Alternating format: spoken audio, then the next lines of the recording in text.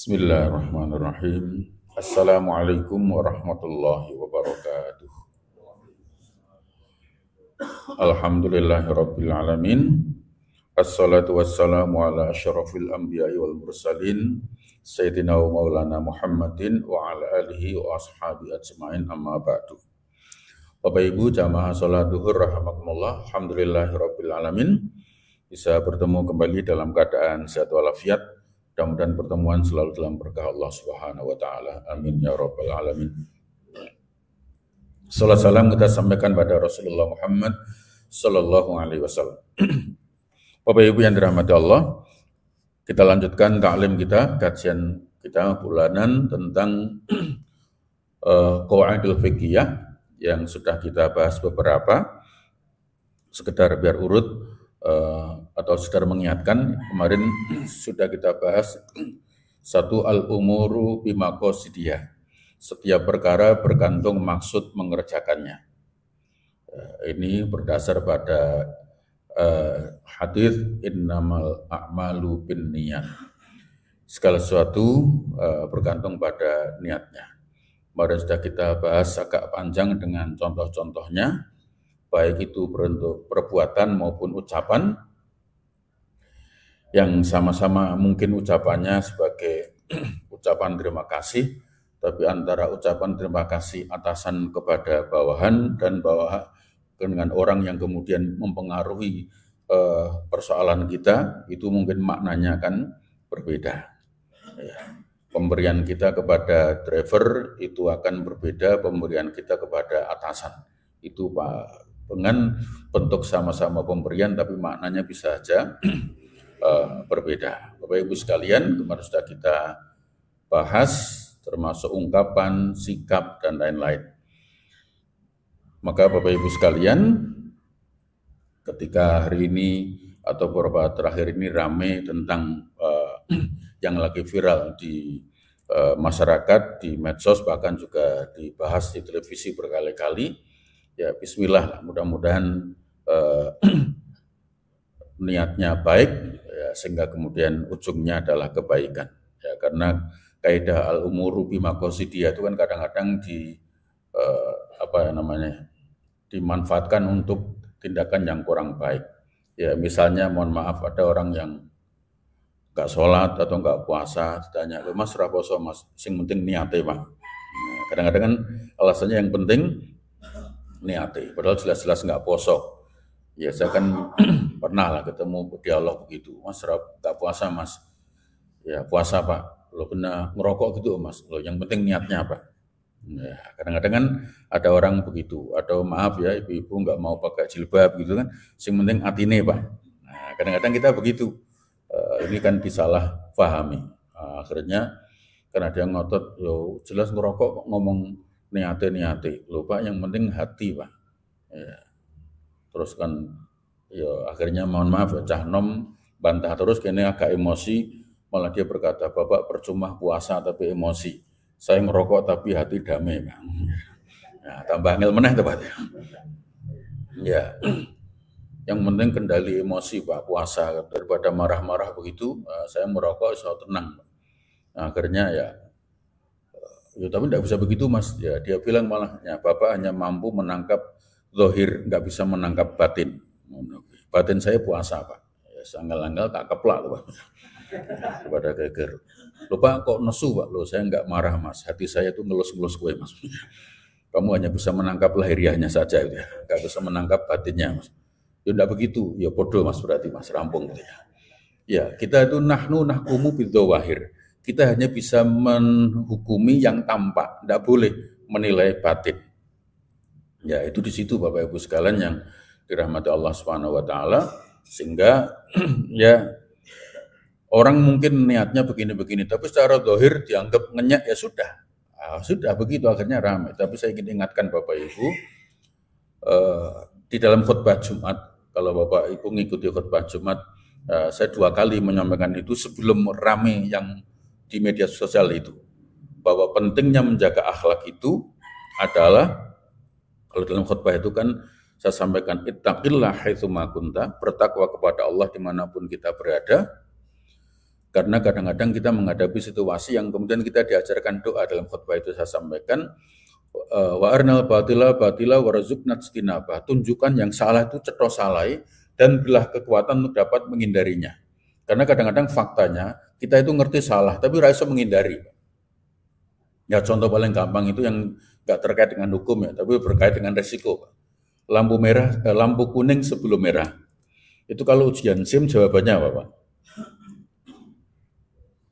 Memperlambat kendaraan karena akan segera merah. Itu yang lulus Pak. Tapi prakteknya banter Pak. Sengalon malah jadi masalah kan gitu. Iya, pemenang mandek bisa ditabrak amburin ya. Ya, kita tahu ini salah tapi nggak bisa menghindari, kepaksa jalani. Ya, semua orang tahu ya bahwa lampu kuning sebelum merah itu yang benar adalah memperlambat karena akan segera merah. Tapi prakteknya banter kabeh, Pak. Iya. Loh, maaf karena ada sing ke ajaran melaksanakan hasil ujian SIM-nya mandek tenan tubruk komburi Pak ya. Kalau diseneni desa ngono iki malah diseneni Bapak ya. Karena gara-gara mandek kuwi. Padahal kuwi bener, Pak. Ya itu masih begitu.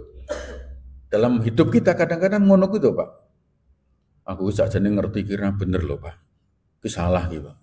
Tetapi orang ini rak mlaku, Bos. Ngono ki ya. Wah, orang ini rak jadi ya. Orang ini rak rampung. Kadang-kadang kita dalam situasi begitu. Atau malah kira bener bos, lah tapi bosnya njaluk yang ini piye meneh loh. Iya, kadang-kadang kita menghadapi situasi seperti itu, maka kemudian ikuti kesalahanmu dengan kesolehanmu supaya Allah menghapus dosa-dosamu. Dan yang ketiga, wa khaliqin nas bi khuluqin hasan, bergaul dengan manusia dengan akhlak yang mulia.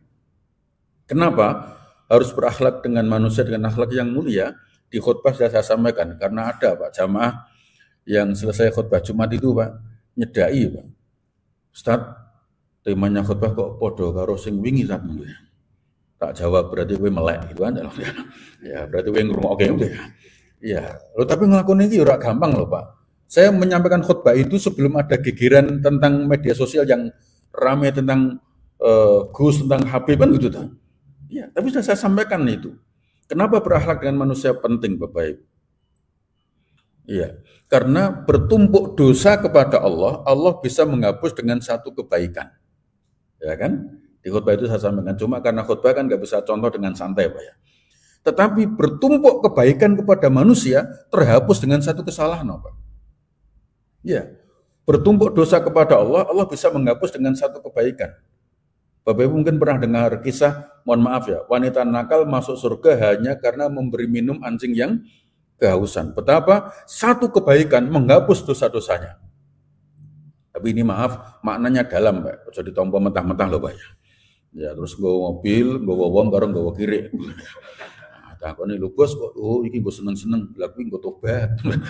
Ndak begitu, Pak ya. Jadi ditompo mentah-mentah loh. Aku nanti mbok lakoni ngono aku dosa masalah itu ya. Iya. Lo katanya bisa menghapus dosa, ndak begitu maksudnya. Maksudnya betapa Allah itu bisa menghapus dosa kita yang bertumpuk dengan kebaikan yang kita lakukan. Tapi manusia bertumpuk-tumpuk kebaikan hilang dengan satu kesalahan, Pak. Ya. Ya contohnya sing rame iki lho, Pak. Ya kan? Yang lagi rame itu kan begitu. Ya kebaikannya tuh hilang kabeh hanya gara-gara satu kalimat es teh tok itu, Pak. Iya kan? Mesake loh, Pak. Maka saya selalu bilang, tolonglah, tolong. Mari berakhlak kepada manusia. Beliau tetap ada kebaikannya. Jangan diungkit-ungkit kekurangannya terus. Kalau iya, karena tidak semua orang punya kebaikan yang beliau lakukan loh, Pak. Loh, mohon maaf Bapak Ibu. Ya. Bahwa itu salah, iya. Tapi jangan kemudian menghapus semua kebaikan yang pernah beliau lakukan. Ya, kadang-kadang kita tuh begitu, Pak. Loh iya, loh tidak hanya itu, Pak. Mohon maaf Bapak Ibu. Pendak lebaran kita bagi duit kepada keponakan. Kita kasih baju, kasih duit lebaran, kita dapat THR banyak. Tahun ini perusahaan lah rodono masalah, kemudian kita nggak dapat THR, nggak bagi duit, Pak. Itu keponakan kompak, Pak. Om saiki pelit toh. Ngono ki baca. Iya, kebaikan bertahun-tahun hilang seketika. Hanya dengan satu, itu bukan kesalahan loh, Pak. Kekurangan saja, iso hilang, Pak. Mohon maaf, seorang suami bekerja berat habis-habisan, pokoknya dengan kendaraan beresiko dengan kendaraan, di kantor beresiko dengan pimpinan, rekoso, Pak. Keserimpet sekali salah, itu mohon maaf. Kadang-kadang istri nggak bisa menerima. Ya, kebaikan-kebaikannya bisa hilang. Dan dalam khutbah Jumat itu saya sampaikan, ada khotib yang ceramah 1 jam, hebatnya luar biasa, di menit keberapa keliru, itu yang diviralkan, Pak. Ya kan? Seakan-akan isinya salah kabeh, Pak.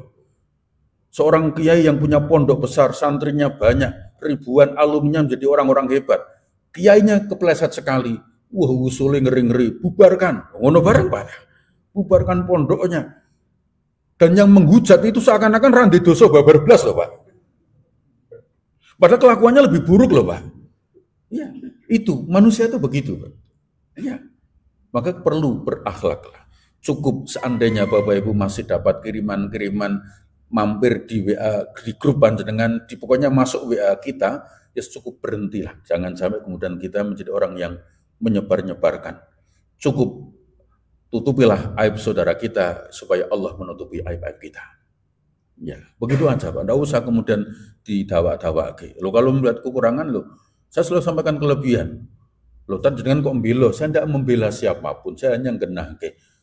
Kalau mau saya tunjukkan kebaikan beliau, tak tunjukkan. Iya, tidak semua orang berani masuk dakwah di tempat-tempat yang berat-berat begitu. Beliau berani kok, Pak. Dan tidak terpengaruh, kan luar biasa tuh, Pak. Iya. Saya itu pernah, Pak, mohon maaf ya. Pengajian di SPG, Sales Promotion Girl, gadis-gadis yang menjadi penunggu barang-barang begitu tuh, Pak. Itu pengajiannya begitu, Bapak bisa lihat tuh pakaian mereka kayak apa. Kan roknya pendek semua. Pengajian kuwi silo ning ngarepku kabeh, Pak. Iya, aku ndangak mosok ceramah ndangak kan ra enak, Pak. Dingkluk nyawangi ngono kan berat, Pak. Iya. Ya bismillah, akhirnya Allah jaga, kemudian ketemu jalannya. Itu pakaian-pakaian yang dicerandal-cerandal ke semua dagangan itu kan masih itu dipakai untuk ditutup depannya semua. Alhamdulillah berjalan rutin, Pak. Suatu hari saya nggak bisa ngisi, saya minta tolong Ustadz lain, Tat bisa menggantikan saya, bisa ke sini dia berangkat, tekan gone telepon, Tat ramani aku Tat. Lah nopo? Kok jenengan ora ngomong sih, nah omongi kuwi mesti ra mangkat. Ya, Bapak ujianmu lah kalau bisa selesai, asal Anda bisa menjaga mata Anda, mereka akan menghormati panjenengan. Tapi kalau mata Anda nggak terkontrol, ya sudah, mereka akan menghargai. Iya, nggak gampang Pak begitu. Maka itu diantara orang yang tidak berani melakukan itu, ya beliau melakukannya. Maka lihatlah kebaikan, selesai. Yang kedua yang saya pernah khutbahkan itu Bapak Ibu, dalam khutbah Jumat yang 2 kali berturut saya ingat di tempat ini, dosa kepada Allah, bertaubat, selesai Pak. Yang dihitung kebaikan-kebaikannya, keburukannya tutup, selesai. Rasulullah menjamin Umar bin Khattab radhiyallahu anhu masuk surga setelah bertaubatnya dan kebaikan-kebaikan yang disebut, keburukannya dilupakan. Tapi kalau manusia dengan manusia, ya Allah Pak, itu kalau kepada Allah tobat rampung Pak, nol Pak. Nak menungso Pak, wis minta maaf, wis jaluk ngapura, wis sungkem, bahkan membuat pernyataan hitam di atas putih bermaterai. Lo malah itu jadikan pegangan Pak. Iya, kebaikannya itu loh. Misalnya harus dimutasi, bos aku untuk karyawan pindahan bagus kok. Oh, ora ngerti ya bos. Lo ngono ki Pak. Ngeri kuwi. Lo ngono ki Pak. Padahal orangnya sudah bertobat loh Pak. Sudah menjadi baik, maaf, sudah pakai jilbab, sudah rapi, sudah pindah tempat. Anak buahku apa ya Pak? Loh, hati-hati bos. Ya rasa ngono kan wong wis sampe to. Oh, kumat katut blai kowe. Ngono lho. Ngono ku ya Pak ya. Keburukannya sudah disebut. Masuk to, lho nerangan ki lho, pernyataannya tak foto. Lho ngono ki Pak Jelwana. Begitu Pak. Iya, kita menyebutnya istilahnya dengan track record. Loh coba Bapak Ibu. Dengan alasan track record itu kadang kita nggak bisa memaafkan kesalahan orang Pak. Jangankan kantor, Pak. Kadang-kadang keluarga juga begitu. Maaf ya, suami maaf di kota Semarang misalnya, dulu pernah bertugas, kemudian tergoda, kemudian ya mohon maaf pindah, mutasi 20 tahun balik ke Semarang lagi. Itu istrinya iso kelingan, Pak. Makanya Bapak harus hati-hati dengan istri, Pak. Karena istri itu kan ahli sejarah kelas dunia, Pak. Wah, mampu menghafal peristiwa, Pak. Sak tanggali, sak jami, sak kudungi, sak warnanya apa kabeh, Pak. Padahal rano tulisannya loh Pak. Sudah 20 tahun loh Pak peristiwanya. Mau nimbin ronggana sampai anak gede-gede. Balik ke Semarang lagi. Suami nyetir istri yang sebelahnya. Indelalah menggok gang atau kampung yang dulu situ. Sing itu semuni ya. Pak mampir. Ngono Pak. Ngono Pak. Sing lan ya Allah to Bu. Mbok rasa diomongke meneh. Lho aku ora ngomongke kelingan ngono aja jalan. Ya Allah mbok rasa diling-iling. Oh kelingan. Bu, wonge kan ya wis mati to, Bu. Lho urip ora mbok ya. Lho ngono Pak. Wes tambah angel meneh pokoke lah. Iya, Bapak Ibu, ingat-ingat manusia itu begitu itu, maka perlu berakhlak. Iya. Coba kita lihat kebaikannya, tutup kekurangannya. Insya Allah bagus. Tidak usah kemudian tidak usah Bapak Ibu satu. Ya, saya karena kan pas membahas al-umur bima qasidia, ya kebetulan ini ada kasus begitu penting untuk menjadi pembelajaran buat kita semua. Kita tidak usah menilai hatinya orang, sudah minta maaf ya sudah, rasa muni, lo yo wae dipaksa, rasa ngono Bapak. Ya kan ya sudah dia sudah menang selesai, tidak usah kemudian kita bahas. Satu al-umuru bima qasidia. Kemudian yang kedua kemarin sudah kita bahas Bapak Ibu, al-yaqin la yuzal bisyak. Keyakinan tidak bisa digugurkan dengan keraguan-raguan. Ya, kita sudah wudhu, khawatir sudah batal apa belum, sepanjang tidak tidak buang angin, tidak mendengar suaranya, tidak mencium baunya, tetap posisinya belum batal. Kita mohon maaf rutin bekerja ke toilet, kemudian mau sholat, ini kena najis apa enggak, maka kaidahnya al-yaqin la yuzal bisyak. Semula bahkan kita suci, maka tetap dalam keadaan suci sampai terbukti betul kecipratan. Sepanjang tidak tahu persis, tetap bersih. Supaya kita nggak ragu-ragu terus. Iya. Kecuali nyata-nyata sebelah kita nguyuh kebablasan. Nyiprat, lu mas segini mas, sorry ya bos. Lah itu Bapak Ibu ya. Lah itu baru. Tapi sepanjang hanya kekhawatiran, kena pora enggak. Iya. Sama kita makan ayam yang sudah pernah kita bahas kan, makan ayam, ini kira-kira nyembelih piye, haram, apa sudah usah dibahas. Sepanjang ayam tetap halal sampai terbukti bahwa itu ayam curian, ayam mati yang dijual dan sebagainya. Sepanjang enggak ada, kemudian tetap terjaga halalnya. Bapak Ibu kemudian maaf yang pernah saya contohkan, istri kita hilang, iki urip apa ora ngerti, ya kan? Kalau ini terutama suami lah, suaminya nggak pulang hilang, ini piye hukumnya, tetap harus dianggap hidup sampai ketemu mayatnya. Ya, jangan kemudian isya urip dibatak kayak gitu ya. Ya kan karena apa kaidahnya al aslu baqa'u makana ala makana. Asalnya itu yang berlaku ya yang ada sebelumnya. Baru kemudian kita pegangi dengan baik. Dalam hal ibadah, sholat ini 3 rakaat atau 4 rakaat, 3-nya pasti 4-nya samar. Maka yang dipegang adalah yang 3. Kan begitu. Aku mau wudhu apa hurung? Berarti belum. Sampai terbukti bahwa kamu telah wudhu. Tapi kalau aku mau batal apa hurung? Tetap belum. Sampai terbukti batalnya. Yaitu kaidah yang membantu kita, membuat kita nyaman Bapak Ibu ya. Bapak Ibu sekalian yang dirahmati Allah Subhanahu wa taala. Yang kedua itu sudah kita bahas, kemudian yang ketiga sudah kita kaji juga al-masyaqqah tajlibut taisir, kesulitan melahirkan kemudahan. Ya, wudu tidak ada air bisa diganti tayamum. Salat menghadap kiblat enggak ketemu kiblatnya bebas. Tahu kiblatnya tapi enggak bisa mengatasi, ikuti. arah perjalanan. Naik bis pulang ke Banyuwangi, bisnya ngetan terus. Tidak mampir terminal. Pak, ra mampir terminal. Lah menapa Mas? Mes salat. Ya wis salatnya tak tinggal. Ya, wong itu bis umum kan gitu. Ya kita salatnya di bis itu menghadapnya kemana aja enggak apa-apa. Ya, sama seperti orang umroh itu loh. Pulang umroh kan pesawat ke timur terus Bapak Ibu ibaratnya. Kita sholat juga kemudian bisa kalau kesulitan melahirkan kemudahan. Bapak Ibu yang dirahmati Allah, terkait dengan itu juga sebaliknya ad-daruratu tubihul mahdurat. Darurat membolehkan yang dilarang. Kalau mengamalkan sulit melahirkan kemudahan, menghindari sulit boleh diamalkan. Ya. Babi haram. Tidak ada yang lain kecuali hanya itu, ya kita makan. Ya, sepanjang kemudian famanitturra ghaira baghin wala 'adin fala itsma alaih. Tidak berlebihan, tidak menambah, tidak ada dosa. Ya. Nolong orang ya dalam keadaan di kolam renang sama-sama pakaiannya terbatas, kemudian lawan jenis bisanya nolong harus gendong, maka menggendongnya hukum asalnya dilarang menjadi boleh sepanjang hanya untuk nolong. Yang penting tekan dhuwur saya lagi. Sing ra itu kan go balik. Kan itulah. Itu kan jangan boleh begitu. Nah, Bapak yang dirahmati Allah, tolong ya tolong selesai. Kaidahnya faman loh ini kita guyon Pak, tapi serius loh Pak ya. Famaniturra ghaira baghin wala adin fala itsma alaih.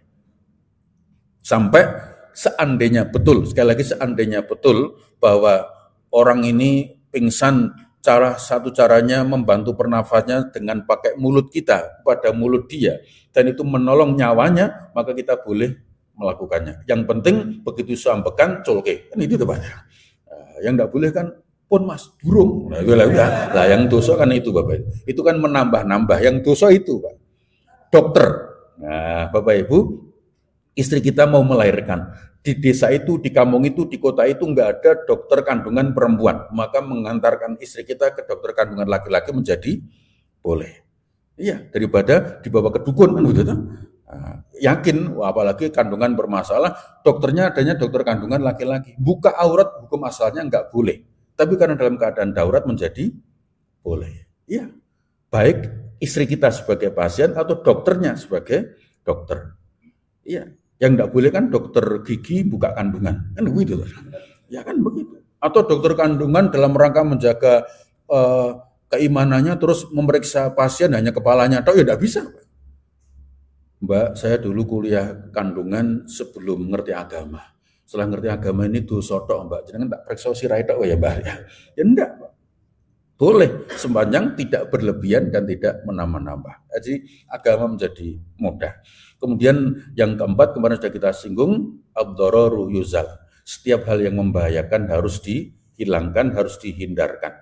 Maka melaju kecepatan tinggi di kampung haram. Karena bisa membahayakan orang lain. Tapi kalau pelan sekali di jalan tol juga bisa tidak boleh kan, karena juga bisa membahayakan yang lain juga. Begitu Bapak Ibu, maka nggak ada ukuran kecepatannya berapa, bergantung kita berjalan di mana.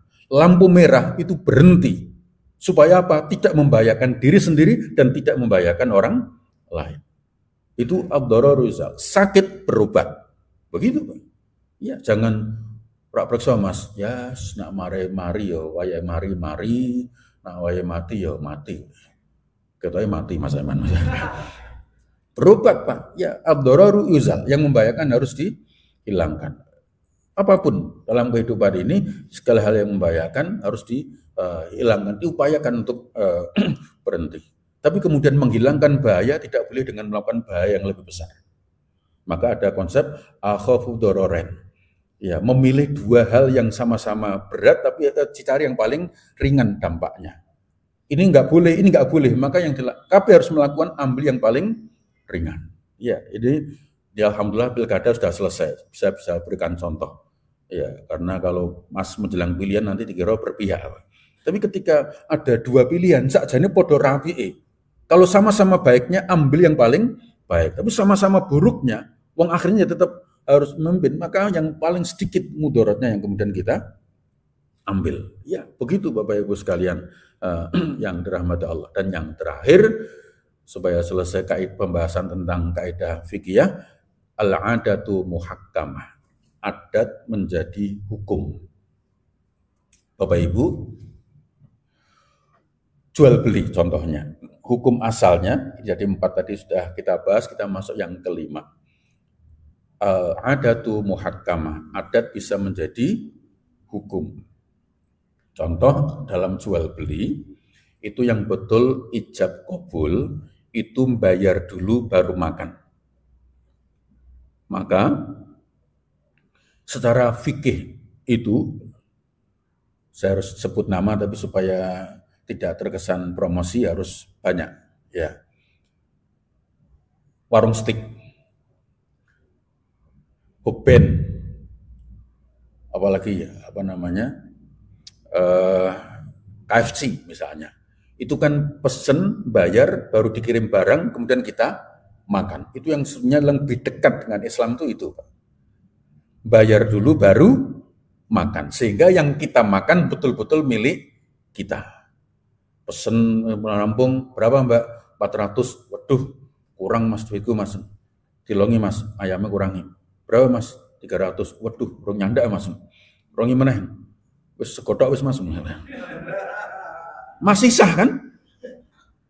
Es krimnya orang, loh, duitmu bro, 20.000 tok wis banyu putih wae. Itu masih sah, Pak. Karena betul-betul milik kita. Tapi kalau yang terjadi di masyarakat kita kan nggak begitu, Pak. Makan dulu, bayarnya carry kan? Bapak Ibu, mie ayam, bakso, soto, makan dulu, pembayar dulu, Pak. Makan dulu toh, Pak. Maaf, yang kita makan miliknya siapa itu, Pak? Miliknya penjual, Pak. Lampu kan bayar, Pak. Loh, yang jamin nanti bisa bayar siapa, Pak? Wong kentek sepuro keselak terus mati, Pak. Iya kan? Ora apa, panjang umur. Sing dodol sing mati coba bayarmu besok apa meneh. Yang mati yang jualan, Pak. Mau kasihkan ke siapa duitnya? Wong kita sudah makan. Ya. Rampung, Pak, sampun bakso kalih, es teh kalih, kerupuk kalih, pinten 200. Pak sing genah, Pak. Lho kowe wis mangan ngenyang. Iya, sudah kita makan ya kita harus bayar, Pak. Berapapun yang dia sebut. Iya, bahwa kemudian kita nggak ridho soal lain, keharumannya milik dia. Tapi kan kemudian menjadi nggak sehat. Iya, maka yang benar itu dalam Islam itu bayar dulu baru makan. Karena yang kita makan betul-betul milik kita. Iya, mau dia bawa pulang, mau macam sudah milik kita. Tapi kalau kita makan dulu, itu belum tentu bisa membayar. Apalagi makan di PKL pinggir jalan. Kayak mangan separuh, ono operasi tibum. Ya kan, ono Satpol PP, doyak melayu rono melayu rene, dua kali rono kene mrene. Ya. Itu bayarnya piye, Bapak? Iya, betul ya. Mestinya begitu itu. Tapi, kan ada tapinya kan begitu. Karena itu menjadi budaya masyarakat kita, ya kan? Ada namanya kepercayaan antara penjual dan pembeli, dan penjualnya yakin nanti dia akan bayar, maka transaksi seperti ini menjadi boleh. Begitu. Ya, sama seperti PLN juga begitu, Pak. Karena dengan keyakinan bahwa pelanggan nanti akan bayar, maka tetap disuplai dulu. Karena dia pasti harus bayar. Kan begitu. Bapak Ibu sekalian yang dirahmati Allah. Kalau hukum asalnya itu bayar dulu. Sehingga kemudian kita bebas menggunakannya. Nah, di situ Bapak Ibu yang dirahmati Allah. Karena budaya kita begitu, tidak usah dibantah. Mbak pesen soto kalian bayar saya Mbak. Pun mangke mawon gampil. Ngono iki Pak. Rampung pinten Mbak 3 gangsal. Duit kita 100.000. Pak, mboten nonton susu Pak. Pun diastorin. Lo coba itu ya. Ini bisnis kita tuh unik loh Pak. Transaksi kita tuh unik. Wes membayar, wes mangan, rampung membayar pun biasa mawon benjang gampang. Loh kita tuh bawa pulang dengan tenang loh Pak. Yakin saya seurip loh Pak. Ya kan? Loh kita mangkat dewi loh Pak. Orang sing dikabari loh Pak. Umpama besok ada apa-apa, sedulur keluarga nggak ngerti kalau kita hutang dengan dia loh Pak. Ya kan? Tapi karena ada kepercayaan, saling percaya, apalagi zaman mahasiswa kan, rampung gitu, mangan entek telu munisi jin kan betul. Loh iya Bapak, saya itu punya kawan tak kau jos Pak. Ya kira-kira peristiwa sudah lama. Itu anggar dari Jakarta pulang, jadi wong sukses. Yang Semarang ngajak jajan. Kalau karena teman akrab sih jajan rono ya sih. Yang di nostalgia, bayar rampung Selesai makan rampung masih duit. Mas niki katahan Mas kluwien mboten napa-napa mbah. Lho mboten napa-napa pun niki nggo bayar mbiyen mendoan sing urung tak bayar mbah. Ya bos yang dirahmati Allah Subhanahu wa taala, 3 in 1 kan katanya begitu ya, mangan telu muni siji ya ditumpukan gitu.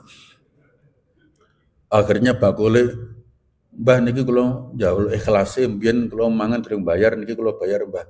Aku niku ya ngerti Mas nek kowe nyolong Mas. Ya. Lho kok jenengan meneng mawon lah aku ngerti kowe mahasiswa, aku ngerti kowe ra duit. Alhamdulillah. Iya. Saking ya bisnis itu ketika ridho ya sudah Bapak Ibu. Itu budaya kita Bapak Ibu. Yang kemudian tidak perlu sama transaksi beli ikan itu kan harus tidak menyebut saya hanya beli ikannya, beli dagingnya, enggak termasuk durinya. Enggak begitu toh? Ya, tapi kita sudah jatuh beli ya sudah selesai Bapak. Budaya begitu menjadi hukum. Iya. Karena kita ketika beli kan kudune ditetelkan. Saya beli ini hanya ininya. Bapak Ibu masih ingat kalau yang umurnya 50 tahun ke atas pernah lihat orang jualan gentong dipikul, Pak. Keliling kiwa tengen. Karena prinsipnya dagang itu harus ada barangnya. Prinsip dasar dagang itu harus ada barangnya. Jualan tangga 5 meter loh. Jualan gentong itu kan harus bawa 2. Laku 1 tetap abot toh Pak. Karena diganti waktu kan iso imbang Pak. Ya. Karena apa? Saking pengennya menjaga prinsip dagang itu. Tangga 5 meter digowo mupeng-mupeng Pak. Nah, sekarang sudah nggak begitu lagi. Cukup dengan gambar. Bapak-bapak maaf beli rumah di komplek perumahan. Itu yang kita beli rumahnya sudah ada apa belum Pak? Urung ono gertanah kosong loh Pak. Disodori gambar tok. Tapi karena saling percaya antara developer dengan pembeli, maka transaksi bisa menjadi sah. Nah, begitu Bapak Ibu. Adat, budaya ya sama Pak. Kalau diteruskan kita beli TV ya bukan yang dibawa pulang, bukan yang didisplay toh Pak. Yang masih di dalam gudang Pak. Padahal serinya kan berbeda antara yang kita tunjuk dengan yang di gudang. Tapi karena apa? Saling prinsip percayaan yang kita beli adalah spesifikasinya, bukan nomor serinya, maka kemudian dia menjadi sah. Iya, begitu Bapak Ibu, begitu mudahnya kalau kemudian kita pahami beragama menjadi ringan. Tidak rumit karena kemudian keluasannya dijaga dengan kaidah-kaidah yang bisa kemudian kita gunakan. Nah, mudah-mudahan Bapak Ibu dengan memahami 5 kaidah fikih yang umum itu, al-umuru bima qasidiha, setiap perkara bergantung maksud mengerjakannya, al-yakin la yuzal bisyak, keyakinan tidak bisa digugurkan dengan keraguan-raguan, sehingga kita lebih nyaman, hidup tidak dengan penuh kesamaran. Kemudian yang ketiga al-masyaqqah tajlibut taisir, segala kesulitan justru melahirkan kemudahan sehingga tidak ada agama yang rumit untuk dijalankan. Kemudian yang keempat ad-darar yuzal, setiap yang membahayakan harus dihilangkan sehingga muslim menjadi nyaman hidup dimanapun dan bersama orang lain, siapapun akan melahirkan kebaikan. La darara wa la dirara. Tidak boleh membahayakan diri, tidak boleh membahayakan orang lain. Dan yang kelima adalah al-adatu muhakkamah, adat bisa menjadi hukum karena kemudian itu yang sudah berlangsung. Islam tidak hadir ke tengah masyarakat yang kosong tradisi, kosong budaya. Sudah ada kegiatan, sudah ada aktivitas, sepanjang kemudian prinsip-prinsip dasarnya dijalankan, sudah tidak harus kudu koyok Arab. Ya, Bapak Ibu, khutbah Jumat nun sewu. Ini kisah apa ndak? Sah kan? Tapi kira-kira khutbah wani ra khutbah ngono bae. Nah, kira-kira ora pecisan belas, pemene terus kaosannya warna-warna tulisannya. Itu jamaah mikir, ya Allah, preman khutbah ya. Iya. Bukan apa-apa, Pak. Iya, bisa menjadi makruh karena membuat jamaah enggak nyaman. Kan begitu. Maka adat itu rasa ini enggak ada dalilnya, ora usah muni ngono, Pak. Iya. Adatnya kita dipakai aja. Iya, Bapak Ibu yang dirahmati Allah Subhanahu wa taala, maka kemudian kita menjalankan agama menjadi ringan, tidak tercerabut dari akar budaya kita, tidak harus menjadi orang lain, tetap menjadi diri kita sendiri sebagai muslim, ya termasuk mohon maaf ya rambut Nabi andan-andan itu berarti panjang, Pak. Ya ngandan-ngandan itu kan berarti agak panjang. Lah terus piye tentara, polisi, apa terus ra iso niru Kanjeng Nabi? Enggak, adatnya polisi begitu, adatnya tentara begitu, ya sudah itu menjadi tugas, kecuali ada polisi atau tentara yang ditugasi untuk rambutnya tetap panjang, itu lain lagi kan begitu. Nah itu indah sekali mengamalkan agama. Jadi kita mau jadi apapun, insya Allah kaidah-kaidah ini membantu kita memudahkan dalam masalah